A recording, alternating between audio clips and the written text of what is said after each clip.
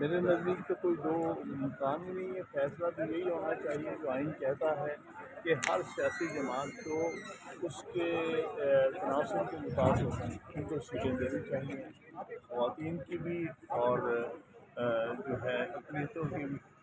تو ابھی تک تو پی ٹی آئی سے اور جو اس کی شیڈو جماعت ہے اس سے انہوں نے چھینا ہوا ہے.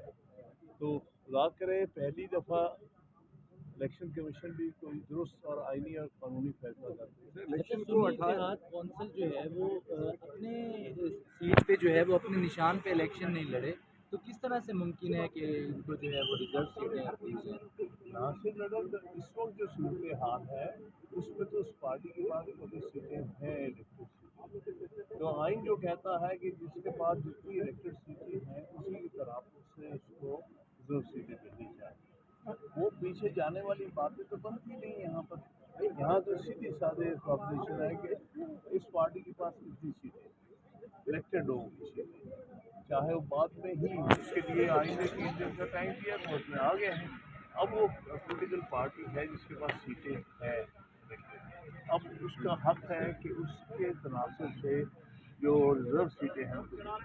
اچھا آپ بتائیے گا کہ 20 دن لگ بھگ ہو چکے ہیں الیکشن کو بھی، ابھی تک وکلا بھی روزانہ کی بنیاد پر آتے ہیں، تو باڈی لینگویج کیا ہے الیکشن کمیشن کی؟ کیا آپ کو ملے گی سیٹیں یا نہیں لگتا کہ آپ؟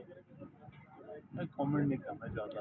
اچھا سر، یہ بتا دیں کل جو قومی اسمبلی کا اجلاس ہونے جا رہا ہے، صدر نے اجلاس طلب نہیں کیا لیکن اسپیکر اجلاس طلب کر رہے ہیں، کیا پاکستان تحریک انصاف کل حلف لے گی یا نہیں؟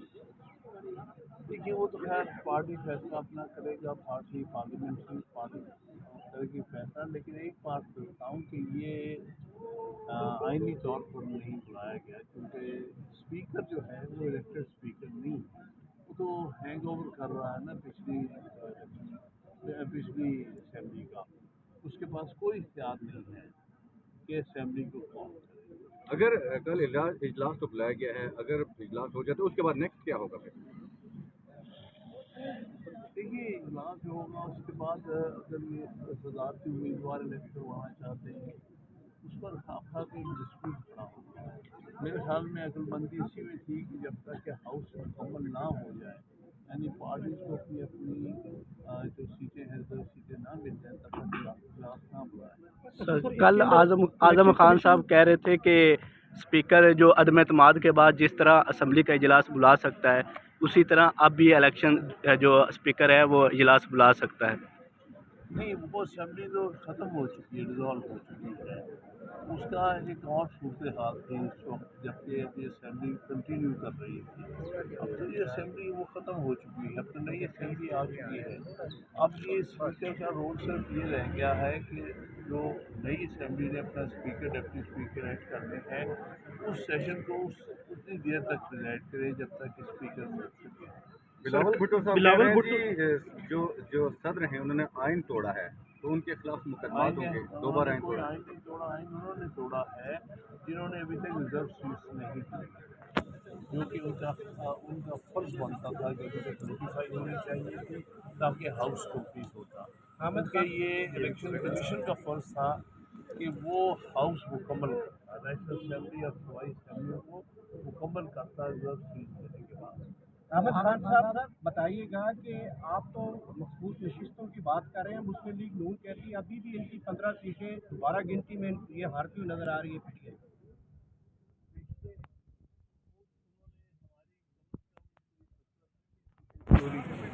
اسمبلی میں کتنے ہی صوبائی اسمبلی میں وہ بیٹھ کے گھر بیٹھ کے جو جی چاہے رہ جائے. جن کا لالچ یہاں نہیں ختم ہو رہا کہ تمہیں پہلے ہی اپنے تناسب سے زیادہ سیٹیں دے دی گئی ہیں، وہ کہتے ہیں ان کی بھی حق، ان کے حق میں بھی جو سیٹیں ہیں وہ بھی ہمیں تشکیل کے دے دی جائیں. عامر خان صاحب، کسی کی جو لالچ ہے وہ تو کہیں پر نہیں رک سکتا.